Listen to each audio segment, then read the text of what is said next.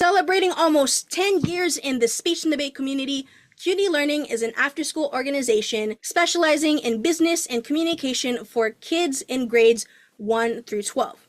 Love our content? We would love to see you in our classes for the spring semester, whether online or in our in-person classes at our Anaheim headquarters.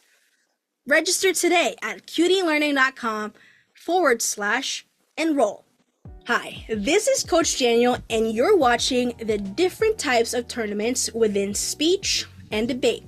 Hopefully by the time that you watch this video, you'll have gained an understanding of what it means to utilize content and delivery making skills to become a more confident and credible public speaker. So while there are different levels of tournaments, from the Intramural, where you compete against your classmates from the same school, all the way to local, regional, and national with increasing levels of difficulty and experience the more you attend, tournaments are a great way to crystallize or solidify the skills that you have been learning in classes so that you're able to apply these skills in different aspects of your life, from your personal life to your academic life, and even to your career beyond speech and debate and your scholastic journey.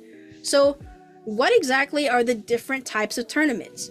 Well, we have three main types of tournaments. The first one being in-person. In-person is when you have to wake up really early, drive to a school in your tournament gear, and you compete against fellow competitors in classrooms.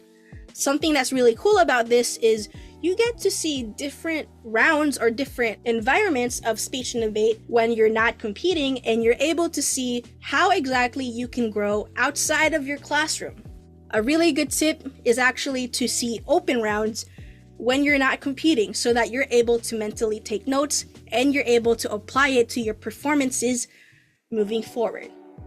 The second type of tournament that we're going to see in speech and debate are online tournaments. In contrast to in-person tournaments where you have the ability to synergize with your classmates and just get to know them a little better, online tournaments have the ability for you to get a little bit more rest by staying at home or going to more convenient location so that you're able to compete in rounds, because online tournaments requires the internet. You're not flying to different parts of the world or even to going to different parts of your region to compete. The thing about online tournaments is there is a particular way that you get to set up so that you're able to present yourself to the judge, but that will be for a different type of video. The last tournament that we're going to see is called asynchronous tournaments, where instead of live online video conferencing tournament rounds, we get pre-recorded rounds where